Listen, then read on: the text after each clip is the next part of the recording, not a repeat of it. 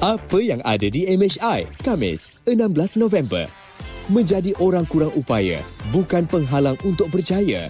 Temui dua insan istimewa dengan bakat dan pencapaian tersendiri yang mengagumkan serta boleh dijadikan inspirasi.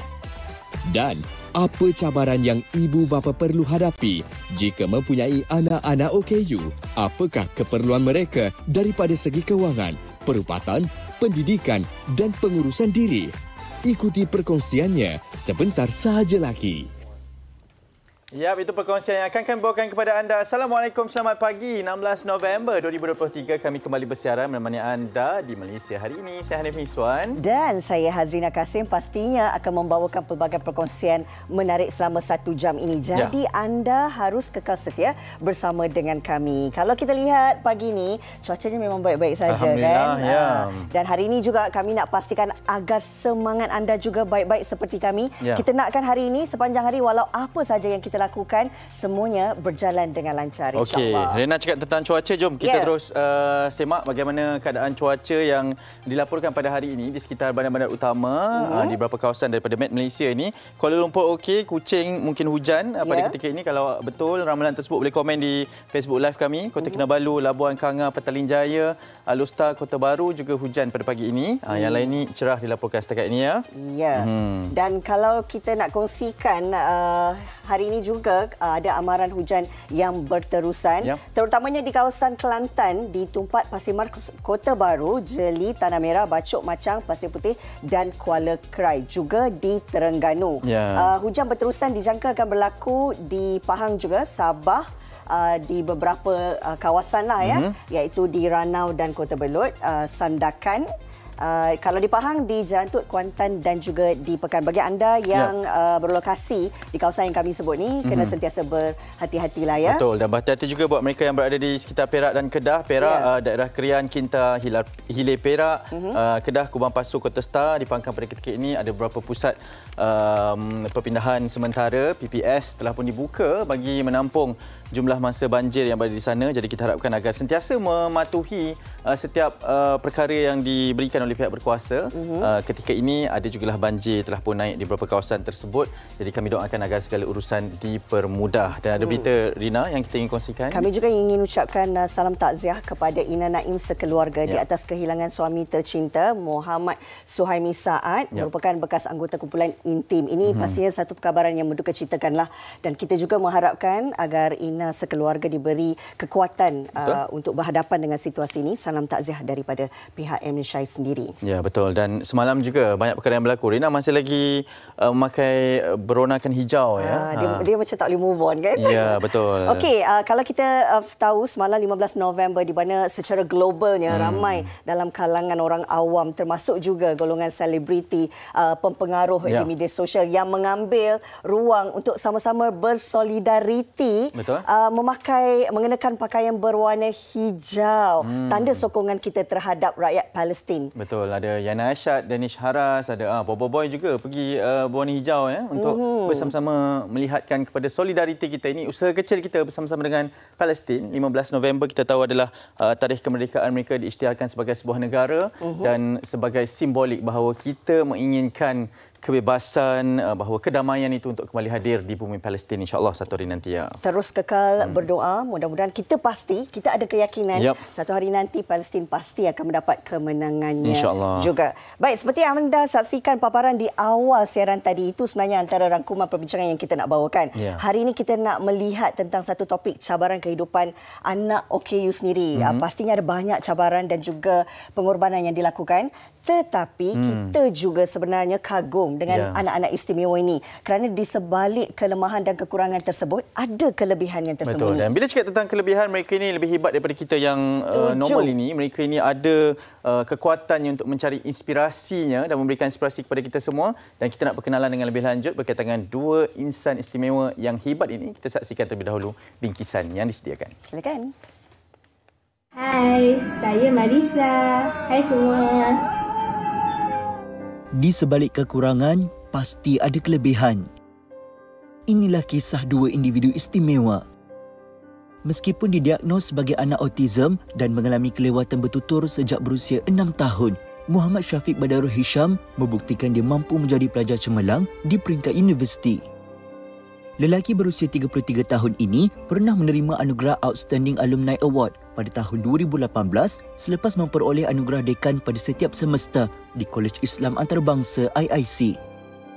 Sedang menjalani latihan industri di Petaling Jaya, pelajar Universiti Malaya ini tidak pernah mengenal erti penat untuk mengejar cita-cita sekaligus mengatasi cabaran dalam hidupnya.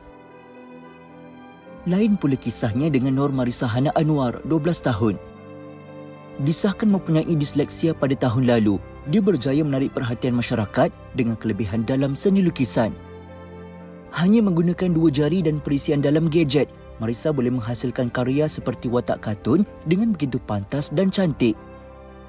Lebih mengagumkan, daya ingatan yang kuat membantu Marisa untuk melukis tanpa menggunakan rujukan visual. Tiada alasan untuk mengalah. Kisah luar biasa ini pastinya boleh menjadi inspirasi kepada orang ramai untuk terus berusaha dan berjaya dalam hidup. Betul, perbezaan ini bukan penghalang. Perbezaan ini adalah satu titik tolak kepada bagaimana untuk menjadi yang terbilang, yang hebat mereka berdua ini. Jadi kita sangat berbesar hati sebenarnya, Rena, sebab kita bawakan seorang di studio, seorang bersama kita secara dalam talian, sebab kita nak berkongsi kisah inspirasi ini. Okey, baik. Kita nak perkenalkan, nak raikan dulu kehadiran dua tetamu istimewa kita ini, Puan Nur Syahidah Mat Yusof, ibu di ujung sana. Terima kasih bersama kami.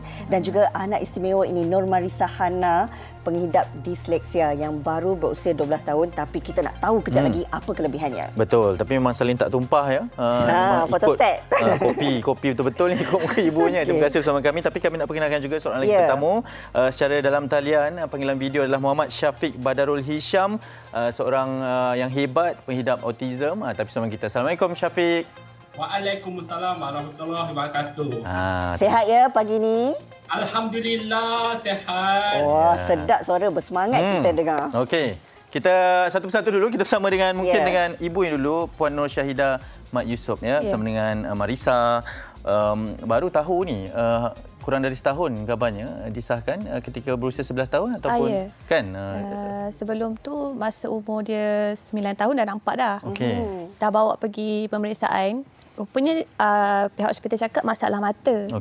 Jadi masa tu kita orang ingat kerana masalah mata dia tak boleh belajar. Tapi berlaku lagi benda tu dia macam simptom-simptom disleksia tu ada. Tapi kita start PKP 2 tahun. Tahun lepas masa dia 11 tahun baru dia disahkan disleksia lah. Bagi adik Hani sendiri ada tak rasa macam susah nak belajar ke ataupun nak membaca ke? Ada tak? Kadang-kadang ada. Apa kesusahan yang selalu adik alami? Mengira. Okey. Tetapi di sebalik tu ramai yang pasti kagum dengan kelebihan yang ada pada adik Hani Marisa ni sebab boleh melukis karakter anime Jepun dengan sangat hebat. Kita nak tahu juga mana dapat idea nak melukis tu? Dia guna tengok cerita anime, tengok cerita One Piece, Demon Slayer. Okey. Dan karakter yang mula-mula dilukis daripada One Piece tu yang mana satu? Luffy. Luffy. Luffy lah Hero dululah Hero dulu. Masa awal-awal tu rasa susah tak nak lukis? Tak susah sangat. Sebab dah minat ya. Ibunya macam mana discover? Sebab yelah dia melukis di tab ni saja dengan jari. Sebab saya tengok komen ramai cakap macam wow guna jari je. Cepat pula tu, laju pula tu. Macam mana discover minat dia ni? Dia sebenarnya daripada kecil lagi. Biasalah budak-budak kadang-kadang dia conteng kat dinding, conteng kat kertas. Dinding rumah habis dah. Tapi yang dia conteng tu bukannya conteng biasa. Dia ada seni dia. Dia buat doodles. Lepas tu lama-lama tu dia lukis kat kertas dulu. Lepas tu kat handphone pun dia lukis jari. Ini tab ni baru je lagi. Lepas tu kita orang sini pun terkejut sebab dia boleh zoom in, zoom out. Dia buat kita orang detail dia tu. Detail dia tu. Laju pula tu yang kagum tu. Hebat. Satu-satu karakter yang dilukis tu ambil masa berapa lama? 5 minit. 7 minit ataupun ke 8 minit itu. Okey. Kalau anti 5 jam pun belum tentu. Belum tentu jadi lagi tu. Okey, kejap lagi kita nak test kebolehan dan keupayaan Marisa Hana ini. Tapi sekarang kita nak bersama juga dengan Syafiq Badarul Hisham, seorang pengidap autism tapi sangat hebat, mendapat pelbagai anugerah ketika belajar dan pada ketika adalah seorang yang berkejaya juga. Macam mana mengatasi segala mungkin kekurangan itu menjadi kelebihan, Syafiq? Okey, Assalamualaikum warahmatullahi wabarakatuh dan salam sejahtera. So, untuk mengatasi lah, kata kita kena macam kita kena perkenalkan diri lah. Kalau saya belajar di universiti, saya akan perkenalkan diri pada rakan-rakan saya lah, bahawa saya beritahu saya merupakan ukir masa pembelajaran. Jadi at least diorang akan aware lah terhadap saya tersebut lah. Sama gitu di tempat kerja, saya pun ada kalau jika ada apa-apa masalah ke atau perkara tersebut, kita boleh bertanya lah, tapi dalam keadaan minimum lah, supaya tak mengganggu orang lain lah. Kita pun tahu kadang orang pun yang sibuk, bukan setakat pekerja, malahan pelajar juga pun, rakan-rakan sekolah pun ada jugalah faham terhadap tersebut lah. Kalau kita lihat kan, sewaktu Syafiq belajar ni, pastinya rakan-rakan yang berada dalam Dewan Kuliah tu adalah semua rakan-rakan yang normal kan. Jadi boleh cerita tak bagaimana sebenarnya mungkin nak memahamkan rakan-rakan tu sendiri dengan keadaan Syafiq ketika itu? Susah tak nak belajar sama-sama dengan mereka? Okey, sebenarnya ia tidak susah. Terhadap perkara tersebut, di mana di universiti dia tak ada spesifik separa inklusif ataupun inklusif penuh. Kita belajar sama-sama dengan budak biasa, melakukan segala tugasan dengan budak biasa, dan saya pun saya buktikan bahawa saya boleh buat segala tugasan yang diberikan. Ya, betul. Sebab bukan hanya memberi introduction dengan conclusion, malah saya boleh buktikan saya boleh lakukannya. Betul. Sebab itulah dipilih sebagai penerima anugerah khas warga istimewa, anugerah tokoh OKU siswa OKU Zakbar, dan aktiflah dalam babitkan diri. Okey, sekarang ni dalam bidang pekerjaan, dah masuk melangkah ke dunia pekerjaan ni, Syafiq, bagaimana peranan anda dalam industri IT ni? Apa yang anda lakukan biasanya, Syafiq? Okey, sekarang ni apa yang saya lakukan sekarang ni, saya banyak mempelajari perkara-perkara yang berkaitan dengan ICT lah. Sebagai contoh, saya akan belajar cara nak melakukan sesuatu dengan SAP, Flutter Web Application. Dan juga saya melakukan web accessibility, di mana saya akan inspect lah bagaimana ada masalah dengan web accessibility tersebut, supaya golongan OKU dapat turut akses dalam aplikasi tersebut. No one left behind. Wow, okey, betul. Setuju. Kagum kami. Pastinya kita juga nak tahu, Syafiq, antara banyak jurusan pengajian, kenapa IT yang menjadi pilihan anda? Okey, sebenarnya saya minat IT kerana kita banyak belajarlah. Bukan setakat hardware dan juga software. Malah kita nak belajar deep learning, lebih mendalam. Apa itu microprocessor, apa itu architecture dalam sistem, apa itu programming language, macam contohnya C++, Java, Python dan sebagainya. Itu di peringkat universiti. Di peringkat pekerjaan pula, saya akan belajar apa itu Flutter. Flutter pun banyak, dia universal language, di mana daripada mobile, PC dan juga television. Yang menggunakan architecture tersebut lah, ataupun programming language. Dia macam universal. Okey. Baik, Syafiq, kita akan terus bersama dengan awak, tapi sekarang kita nak kembali bersama dengan adik Marissa Hana dan ibunya. Boleh tak kita nak tunjukkan kepada cara melukis secara live bersama dengan kami di sini? Boleh? Boleh. Jom. Ayuh kita ke lokasi yang berikutnya. Tak jauhlah sebelah. Ibunya sekali mungkin boleh bersama dengan kami. Okey, hari ini nak tunjuk lukis apa ni, Marissa? Orang comel. Orang comel? Silakan. Kita tunjukkan dalam masa berapa minit sebenarnya, ambil masa. Okey, dan ibunya melihat kepada perkembangan sebegini, mungkin ada plan untuk Marissa dengan minatnya sebegini selepas ini? InsyaAllah memang ada plan lah untuk ketengahkan lagi bakat dia kan. Sebab mungkin dia ada kekurangan lain dan ini juga mungkin satu membawa kejayaan masa depan dia kan. InsyaAllah. Tapi ada tak buat masa ni Marissa diberi mungkin ada guru tertentu yang melatih dia untuk tajamkan lagi kemahiran dia? Oh, tak ada. Sebenarnya dia tak ada guru kelas, tak ada guru seni, tak ada masuk kelas seni. Dia sendiri-sendiri. Atau cepatnya dia lukis ya. Dah nampak dah tu memang comel betul ni. Biasanya waktu lapang memang Marissa banyak menghabiskan waktu untuk membuat lukisan anime ni lah. Dia pun ada buat juga komik simpanan peribadi dia. Watak semua watak dia sendiri. Okey.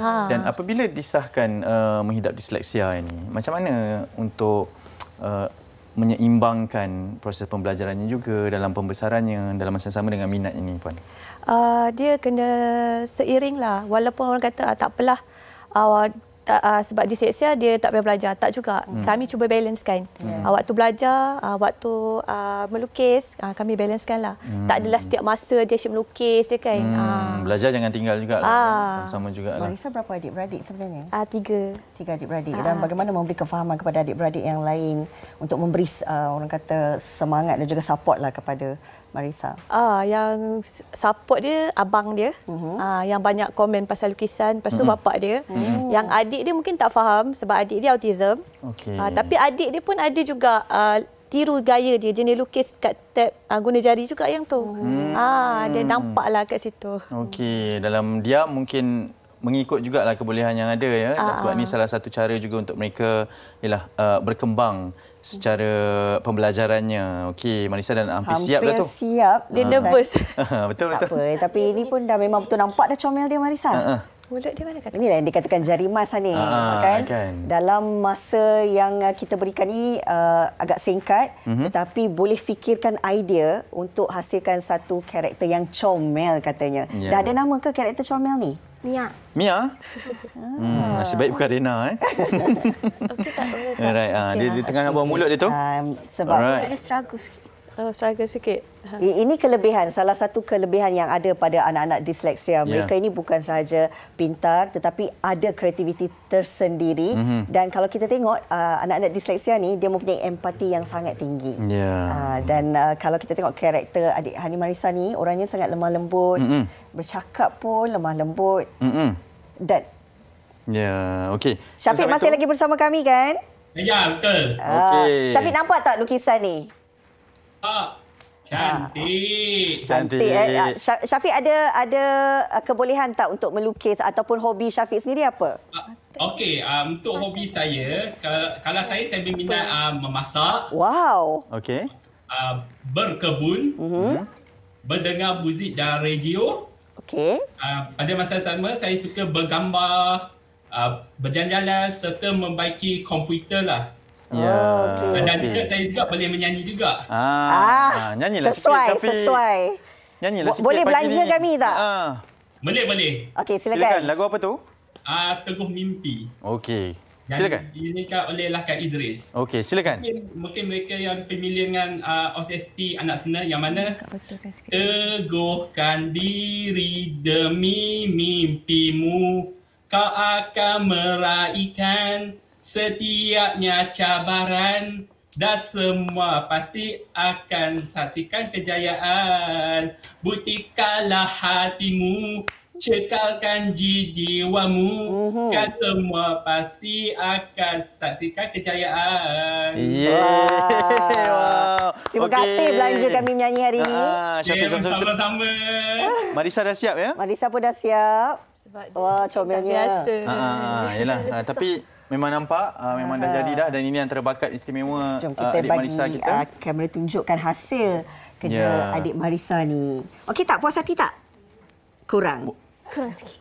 Okey, tak apa. Tapi bagi Kak Rina juga Uncle Hani. Balik memang comel sangat. Nama apa tadi? Mia? Mia. Okey. Kita nak ucapkan terima kasih dan kami doakan yang baik-baik saja untuk Puan dan juga adik Marissa ni, dan juga selamat maju jaya ya kepada Syafiq sendiri. Okey, sama-sama. Terus memberikan inspirasi, Betul. terus berjaya dan menjadi anak yang hebat nanti satu nanti insya-Allah. Ya. Kejap, cita-cita nak jadi apa? Pelukis komik dengan pencipta animation ataupun pelukis anime. Okey, mudah-mudahan berjaya satu hari nanti. Betul. Dan kalau dah berjaya jangan lupa kami tahu. Betul. Nanti kita akan beli komik tersebut. InsyaAllah. Okey, kita berehat seketika, lepas ni banyak lagi kisah cabaran dalam membesarkan anak kelainan upaya ini bersama kami di Malaysia hari ini. Terima kasih.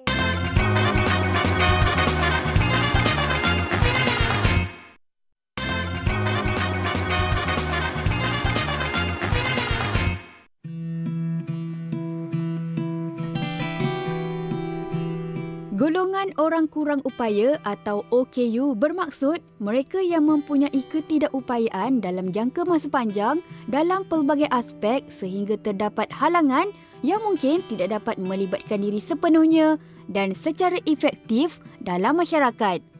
Ada 7 kategori OKU iaitu kurang upaya pendengaran, penglihatan, pertuturan, fizikal, pembelajaran, mental dan kurang upaya pelbagai.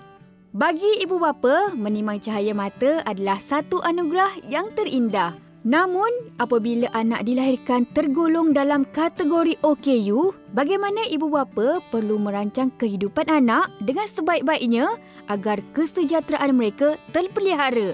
Daripada segi keperluan diri, kewangan, kesihatan, pendidikan sehingga anak mereka dewasa. Apakah cabaran paling utama yang perlu dihadapi?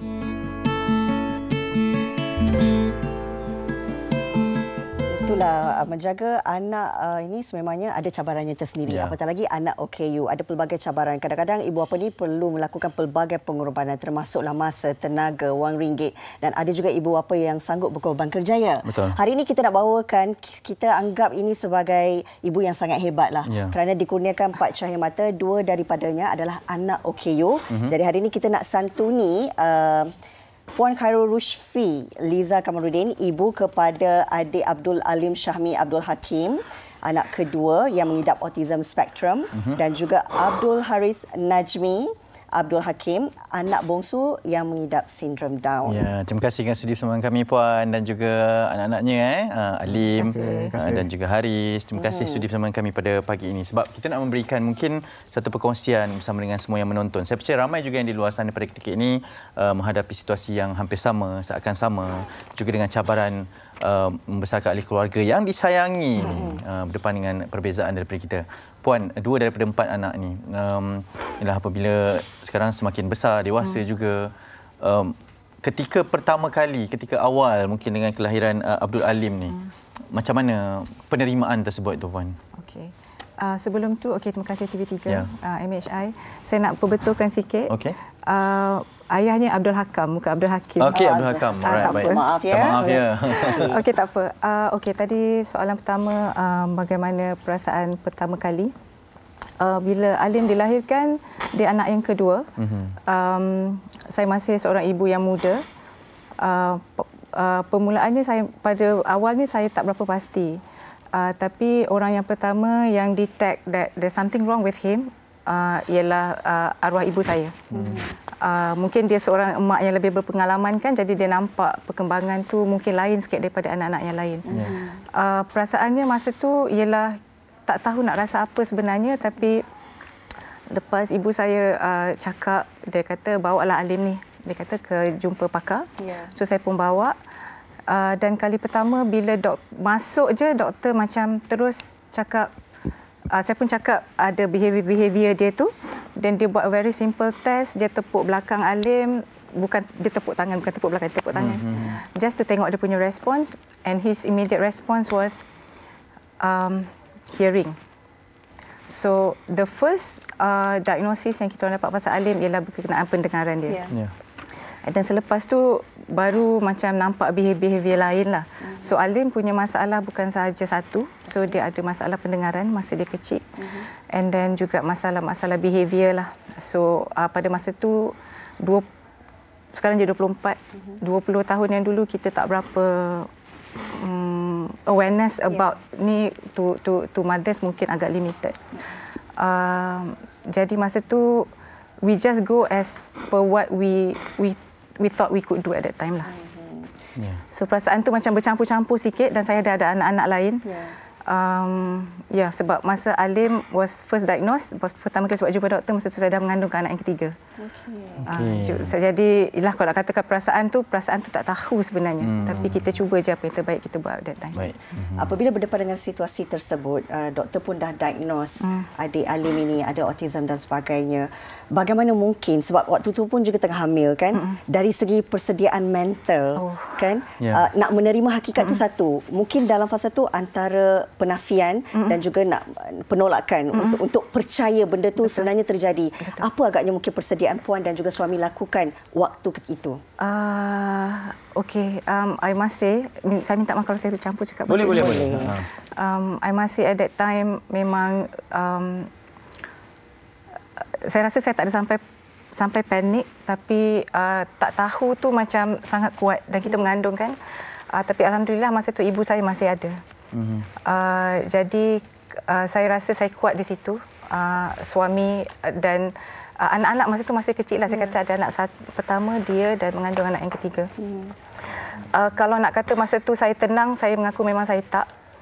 Tapi satu keputusan yang saya buat pada masa tu ialah saya teruskan bekerja. It was not an easy decision. Sebab orang akan expect kita, bila kita tahu kan anak kita macam, bukan nak kata orang expect, tapi generally orang akan pentingkan anak. Bukannya saya kata saya tak pentingkan, tapi saya buat keputusan tu sebab saya pentingkan anak pada masa itu. Sebab saya tahu apa yang kemampuan saya dan apa yang saya boleh buat lebih kalau saya terus bekerja. So it was a very tough decision for me to decide that I need to continue working, but I did. And ada tak rasa macam bersalah. Saya rasa sebagai ibu bapa, tak kisah anak macam mana pun, perasaan guilty tu akan sentiasa ada. Kalau bukan sebab ni, kalau bukan sebab ni, sebab ni. So benda tu normal saya rasa. Bila saya fikirkan balik sekarang, so benda tu sebenarnya normal. So perasaan tu tetap ada. Tapi itulah saya buat keputusan untuk continue kerjaya saya dengan intent ataupun dengan niat that I will work so that I can provide better for them. Ya, okey, baik Puan.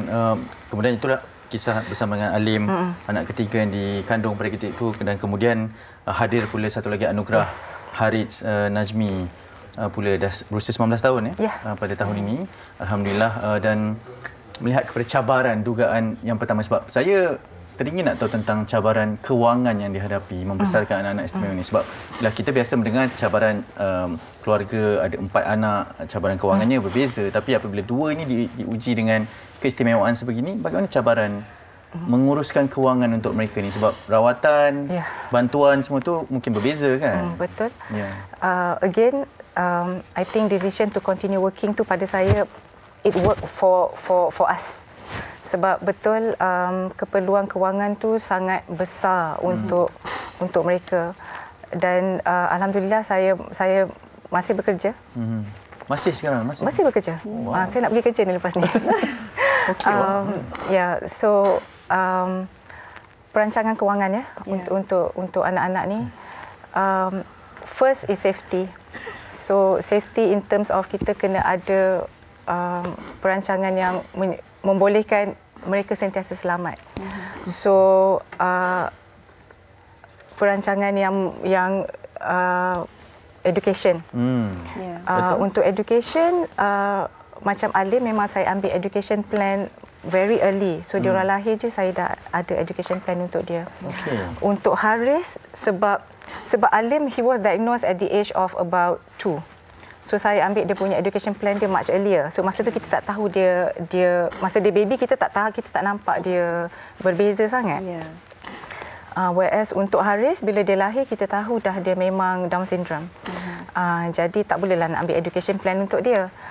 Jadi saya kena tentukan memang ada peruntukan untuk setiap anak-anak ni setakat yang saya mampu. Dan juga peruntukan untuk memastikan mereka selamat. Contohnya, saya memang ada pembantu rumah. Kalau orang nampak daripada luarnya nampak macam okey, macam senang nak ada pembantu rumah, ada tu, ada ni. Tapi hakikatnya it is actually apa yang kami ada between saya dan suami. It's actually allocation untuk anak-anak tu dulu. So perancangan ke depan tu is very important. Penting lah kan. Kewangan lah especially. Lepas tu medical. Medical juga. Mereka ada keperluan yang berlainan. Betul. Alim masa kecil dia kena pakai hearing aid. Sebelah hearing aid 20 tahun dulu harga 5,000 and that was a lot. To us. Saya baru bekerja 2-3 tahun, so manalah sangat gaji kita kan 20 tahun dulu macam mana. So dia kena pakai both sides. So bila ingat balik macam how did we do it, but we just jalan. Sebab kalau kita lihat memang setiap ibu bapa tu ada impian untuk lihat anak-anak ni punya masa depan yang cerah. Walaupun orang kata mereka ni hidup dalam dunia sendiri, tetapi bagaimana sebenarnya puan sendiri meletakkan diri mereka ini untuk bersedia, contohnya boleh menguruskan diri sendiri sekurang-kurangnya. Rutin kehidupan mereka ini yang dapat mereka jaga diri mereka sendiri. As a parent, mungkin juga kalau parent-parent lain yang in my situation, we have to create our own support. Our own support system tu penting. Kalau ahli keluarga, suami definitely it is part of us. I think we have to have a strong relationship dengan kita Muslim kan, so kita punya relationship dengan Allah tu kena kuat. Saya tak kata alim ke apa, but kena ada. Okay.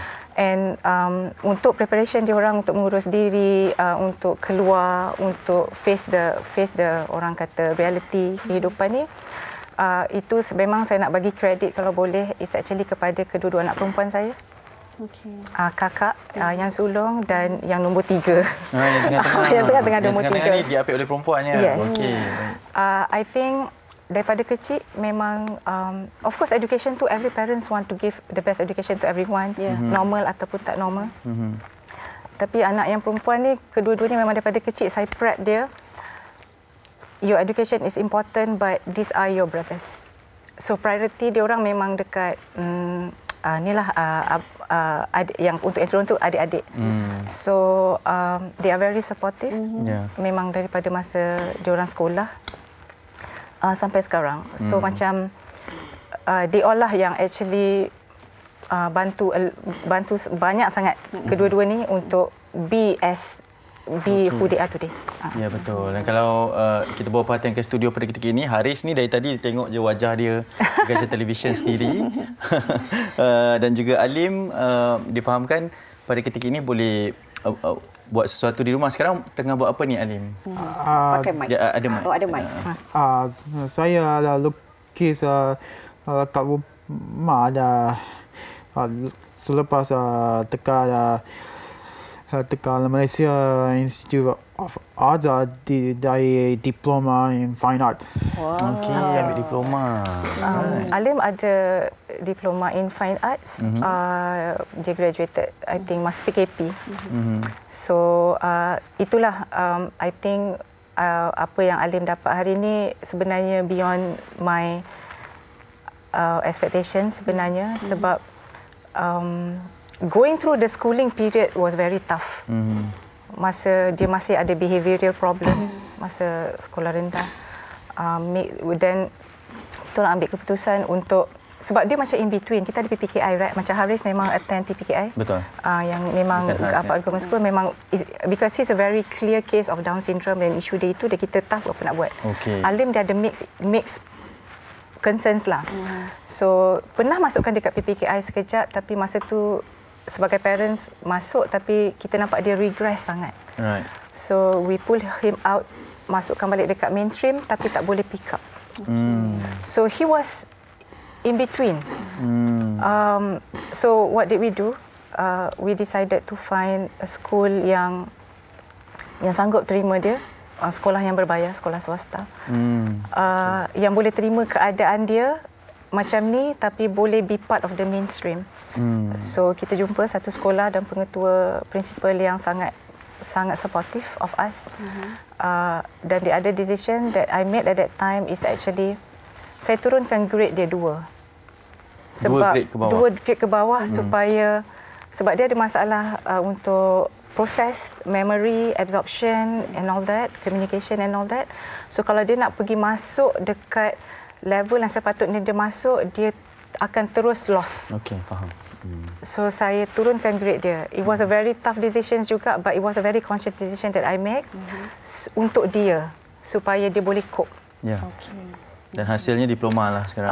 Habis sekolah tu memang dia akan graduate lewatlah sikit umur dia. Even dia punya peperiksaan yang akhir dekat sekolah menengah tu pun saya minta dekat sekolah boleh tak saya just sit exam, maknanya bukan one sitting. Saya splitkan sitting dia. Satu ambil bulan katalah pertengahan tahun, satu lagi ambil hujung tahun. So orang lain graduate in one sitting, dia graduated in 2 sittings. So that he can cope dan dia tak stress out. Puan mungkin juga boleh kongsikan harapan Puan lah terhadap kedua-dua anak Puan yang istimewa ini. Apa mungkin yang sudah Puan nampak dari segi masa depan mereka? Macam Alim contohnya, at the moment dia kata dia melukis di rumah. We have actually started to think about to convert some of his artwork into merchandise. So dah adalah sikit-sikit yang macam sekarang orang buatlah merchandise lah, tak kisahlah tote bags, cushion, pillow covers, things like that. Kalau ada peluang kita mungkin nak bagi dia untuk bukan internship, but macam mana tu, macam a protege to someone supaya dia boleh ikut lah. Ada laluan dia lah. Haris. Tok Haris, ya. I hope that he can improve how to take care of himself. And then we will see when we get there. InsyaAllah. Laluan itu pastinya satu perjalanan yang masih lagi panjang, satu tanggungjawab yang hebat dan pastinya ini adalah satu anugerah ya Puan. Puan, terima kasih kerana sudi perkongsian kami. Saya percaya bukan setakat kami berdua, tapi ramai juga yang mungkin ada situasi yang sama ataupun hampir sama dapat belajar sesuatu seperti mana Puan dan juga suami yang masih lagi terus belajar membuat keputusan yang terbaik demi kedua-duanya, insyaAllah. Terima kasih kita nak ucapkan kepada Puan Khairul Rush, Filiza Kamarudin, Abdul Alim Syahmi Abdul Hakam dan juga Abdul Harith Najmi Abdul Hakam yang bersama kita. Perkongsian yang sangat-sangat bermanfaat ini. Nanti share lukisan tu dengan kami Nanti kita nak beli tahu kalau dia buat baju ke apa ke Alim Boleh. Kat rumah tu semua dekat dinding tu awak dia je sebab tempat dah nak letak. Cantik semuanya. Baik, kita nak berehat seketika. Selepas ni banyak lagi perkongsian menarik kami akan bawakan bersama dengan anda di Malaysia hari ini. Terima kasih.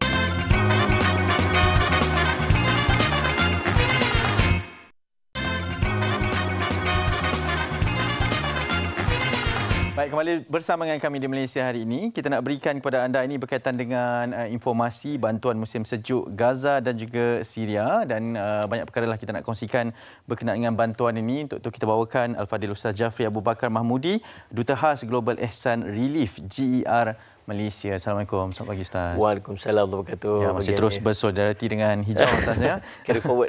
Carry forward. Okey Ustaz, mungkin kita nak kongsikan, difahamkan Global Ihsan Relief telah pun menghantar bantuan sebanyak 4 kali kepada Gaza sejak daripada 13 Oktober yang lepas. Mungkin Ustaz boleh ceritakan sedikit berkenaan dengan situasi bantuan, situasi di sana. Macam mana keadaan sebenarnya Ustaz? Baik, bismillahirrahmanirrahim. Assalamualaikum warahmatullahi wabarakatuh. Alhamdulillah wassalatu wassalamu ala Rasulillah wa ala alihi wa sahbihi wa man tabi'ahu wala. Tuan-tuan, bagi yang belum mengenali Global Ihsan Relief, kami ini semenjak tahun 2016 lagi kita telah berada dalam masyarakat, terutamanya bermula daripada bantuan-bantuan dan kepada anak-anak yatim. Kemudian bila kita melihat banyaknya kes, banyaknya isu-isu pelarian yang berlaku di seluruh dunia, maka kita mengambil kesempatan dan tanggungjawab ini untuk bersama-sama dengan dunia membantu melegakan sedikit Salih Muhammad bebanan-bebanan yang dilalui oleh pelarian-pelarian ini. Maka kita sampai ke Syria, kita sampai ke Palestin, sampai ke Turki, di Yaman, dan baru-baru ini kita lebih fokus kepada isu yang berlaku kepada saudara-saudara Islam kita di Gaza. Dan tuan-tuan, subhanallah, alhamdulillah, saya nak ambil kesempatan ini untuk ucapkan jutaan terima kasih kepada tuan-tuan yang memberikan sokongan dan memberikan kepercayaan kepada Global Ihsan Relief semenjak daripada berlakunya isu 7 Oktober ni. Dan kita telah pun, Allahumma salli ala Muhammad, menyampaikan bantuan secara detailnya tuan-tuan. Distribution report yang telah dikeluarkan, kita telah menyampaikan sebanyak 32,792 orang yang telah mendapat bantuan daripada melalui Global Ehsan Relief yang disalurkan oleh tuan-tuan. Ini satu bentuk Ustaz Muhammad pengiktirafan, kami rasa macam satu pengiktirafan kepada kami dan kami bersungguh-sungguh untuk menyampaikan dan kami buktikan dengan jumlah penerima yang lebih daripada 32,000 dan kami telah 4 kali pergi masuk ke Gaza dan membantu kawasan yang di pelarian-pelarian yang berada di sekitar Gaza. Ustaz Muhammad, supaya bantuan itu sampai kepada mereka. Saya ambil kesempatan ini ucap jazakumullah khairan katsira. Terima kasih banyak-banyak, semoga Allah membalas dengan balasan yang terbaik kepada tuan-tuan sekalian, insya-Allah. Ustaz melihat kepada bantuan-bantuan yang diberikan, mungkin boleh kongsikan tentang pakej bantuan yang dibawakan oleh Global Ehsan Relief ini? Tuan-tuan, subhanallah, kalau kita tengok apa yang berlaku di Gaza sekarang ni, dia di luar daripada kotak kemanusiaan. Kita tak mampu nak fikir adanya pada tahun 2023 ini, subhanallah, dalam keadaan yang sangat moden dan seluruh daripada manusia menyaksikan secara langsung dengan apa yang berlaku, subhanallah, masih ada pembantaian umat yang berlaku sehingga ke tahap yang tak masuk di akal. Tapi itulah yang berlaku. Anak-anak kecil, masya-Allah, semalam kita tengok bagaimana yang kedua-dua kakinya hilang, baby lagi, subhanallah, dan berbagai lagi bentuk-bentuk kesusahan yang kita saksikan. Dah lebih 40,000 rumah yang musnah secara total, tak ada langsung. Kita tengok pergerakan beramai-ramai keluar daripada perkampungan dan bandar-bandar asal mereka sebab dah tak ada tempat nak duduk. Dan di mana mereka duduk? Mereka akan duduk di tempat-tempat pelarian, di kem-kem yang disediakan dengan khemah-khemah yang tidak ada elektrik. Dengan sumber air yang sangat terhad, subhanallah, Ustaz Muhammad. Kita tengok video dia terpaksa ambil air daripada longkang untuk minum. Betul. Dia kata, ni tengok, saksikanlah kami minum air longkang. Subhanallah, Ustaz Muhammad. Sampai keadaan yang macam tu. Tambah-tambah, sekarang ni dah masuk musim sejuk. Sejuk ni sangat sejuk. Kalau tempat mereka ni, tuan-tuan, kalau panas tu sangat panas. Kalau sejuk tu sejuk sangat. Saya pernah berada pada situasi sejuk tu, kita rasa macam mana, masya-Allah, menusuk-nusuk sampai ke tulang-tulang ni. Dan kita terpaksa pakai sampai 3 lapis sarung tangan, 3 lapis token. Subhanallah, kita menyaksikan baby tak memakai langsung walau secebis token di kakinya. Biru kakinya disebabkan sejukan, dan ada yang mati disebabkan terlampau sejuk. Maka tuan-tuan, inilah waktunya untuk kita sama-sama bantulah saudara se-Islam kita dekat sana. Ambil peluang ni, tuan-tuan, kita ada bantuan pack makanan. Salih alaihi Muhammad. Makanan panas RM30 sahaja. Makanan dan susu bayi RM50. Pakaian minuman, pakaian musim sejuk untuk sekeluarga RM150. Roti dan pack makanan RM100. Alat pemanas kita bagi RM300. Kit perlindungan musim sejuk RM300. Dan paling tidak, kalau tuan-tuan yang punya sedikit kemampuan, tuan-tuan boleh ambil pakej RM1,000, full package Salih alaihi Muhammad, yang menyediakan makanan, roti, alat pemanas dan semua yang kita nyatakan di atas tu. Dan tuan-tuan, Allahumma salli Muhammad, selain daripada itu, kita juga memberikan bantuan dalam bentuk Salih alaihi Muhammad, bantuan-bantuan yang kita sampaikan ke hospital-hospital.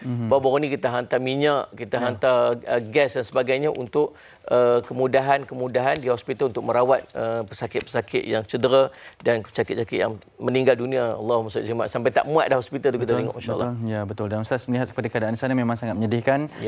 Macam mana caranya yang terbaik untuk mereka menonton pada pagi ini, bersama-sama memberikan sumbangan, Ustaz? Tuan-tuan, saya nak minta tolong sangat-sangat pagi ini. Ingat Nabi SAW menyebutkan bahawa barang siapa yang mempermudahkan urusan saudara se-Islamnya, maka Allah akan mempermudahkan urusannya di dunia hingga akhirat. Barang siapa yang melepaskan salah satu daripada kesusahan saudara se-Islamnya, maka Allah akan melepaskan kesusahan baginya nanti di akhirat. Saya nak minta tolong sangat-sangat. Setiap orang yang tengok pada pagi ini, jangan lepaskan peluang kita untuk kita membantu dan paling tidak meringankan sedikit bebanan yang dilalui oleh saudara-saudara se-Islam kita. Jangan biar dia berlalu saja. Ada nombor akaun yang tertera, ada QR code, tolong screenshot dan mungkin tolong buat ni sumbangan ini bagi pihak ibu dan ayah kita. Mudah-mudahan Allah mengira amal soleh yang berpanjangan untuk kita, dan mudah-mudahan apa kesusahan kita lalui dalam hidup kita pada waktu ini, Allah akan legakan dan Allah akan lapangkan berkat daripada sumbangan dan bantuan yang kita berikan kepada saudara se-Islam kita di Syria dan di Palestin dengan maksud pelarian-pelarian tersebut, insya-Allah. Ustaz, semoga dipermudah segala urusan. Amin ya rabbal alamin, insya-Allah. Nanti akan ke sana juga untuk bersama-sama membantu, diharapkan agar ianya memberi manfaat kepada semua.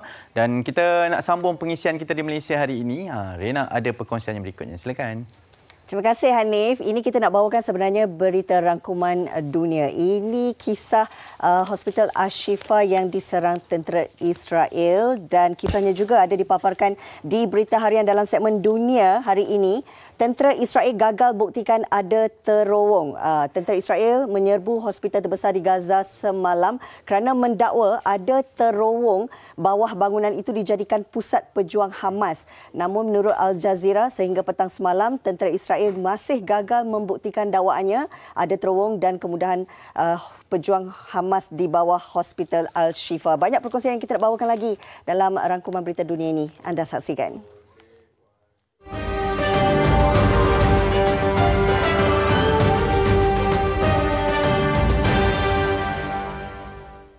Askar Israel menyerbu masuk ke hospital terbesar di Gaza, Hospital Al-Shifa, selepas beberapa hari mengepung fasiliti kesihatan itu. Berikutan tiada pergerakan keluar masuk di hospital berkenaan. Tentera Israel meletakkan semua yang berada di dalam hospital termasuk pesakit, kaki tangan kesihatan dan penduduk yang berlindung umpama menanti ajal selepas mengepung dan mengebum sekeliling bangunan itu tanpa henti. Antaranya seramai 36 bayi yang berada di dalam inkubator perlu ditinggalkan dan berisiko kehilangan nyawa. Susulan tembakan yang ganas dan sengit itu selama 2 jam. Pesakit yang meninggal dunia juga dikebumikan di dalam kubur besar. Sehingga kini, lebih 11,000 menjadi mangsa korban selepas 40 hari perang antara Israel-Palestin. Okay, bismillah. Ashhadu anna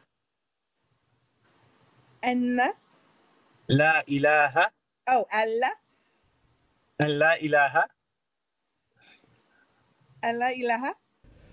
Visual tangkap layar seorang pempengaruh media sosial di Amerika Syarikat, Megan Rice, memilih untuk memeluk Islam selepas mendapati serasi dengan kepercayaan peribadinya. Penggerak trend bukan Muslim baca Al-Quran mempelajari kitab suci itu selepas melihat kecekalan penduduk Palestin dalam menghadapi ujian peperangan. Fellow reverts to Islam, or if you have just been wanting to learn more about it. Menerusi akaun media sosialnya menunjukkan rutin harian Rice menghayati terjemahan ayat Al-Quran dalam bahasa Inggeris.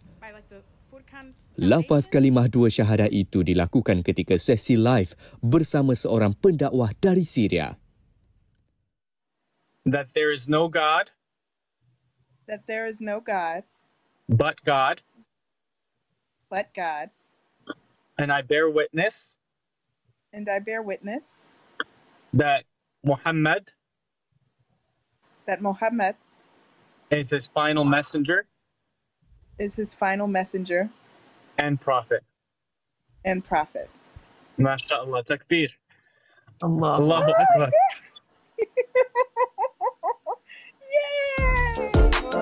Para saintis menemui semula spesies mamalia yang telah lama hilang di penggunungan Cyclops Indonesia lebih 60 tahun selepas kali terakhir direkodkan. Zaglossus attenboroughi ialah sejenis echidna berparuh panjang. Spesies ini pernah direkodkan secara saintifik oleh ahli botani Belanda pada tahun 1961. Echidna berparuh pendek biasa ditemui di Australia dan hutan Papua. Rakaman hitam putih selama beberapa saat itu menunjukkan haiwan itu sedang berjalan melalui semak.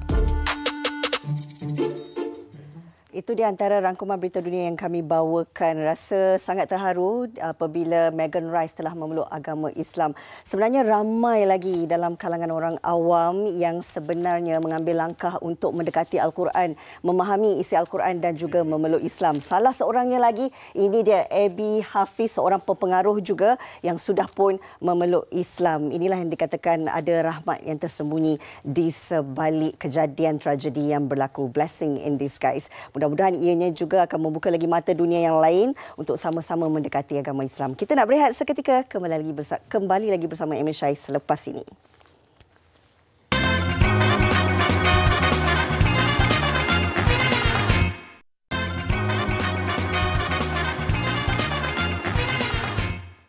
Kembali lagi bersama kami di MSI. Pastinya kita nak ucapkan ribuan terima kasihlah kepada anda semua yang sentiasa bersama kami untuk sama-sama mendapat manfaat daripada perkongsian yang dibawakan pada hari ini. Betul. Itu hari ini. Esok kita akan ada perkongsian sangat eksklusif bersama kami selama 1 jam. Kita akan bawakan rakyat Malaysia yang baru saja pulang dari Tanah Gaza bersama dengan suaminya. Dan esok Nurul Ain akan kami temu bual secara eksklusif di sini. Ada juga suaminya dan juga ahli keluarganya yang lainnya. Kita nak kongsikan pengalaman beliau dan suami-isteri ketika berada di sana. Okey, itu saja untuk kami hari ini. Saya Hazrina Kasim. Saya Hanif Miswan. Senyum selalu, jaga diri dan teruskan bersolidariti bersama dengan Palestin. InsyaAllah. Jumpa lagi. Assalamualaikum.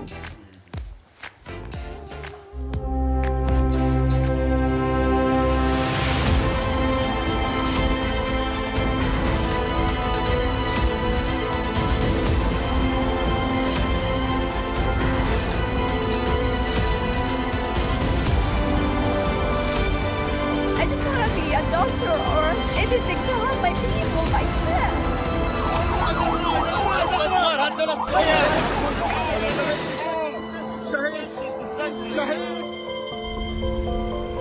There were a lot of bombings around us. One of them was about 150 meters from my house.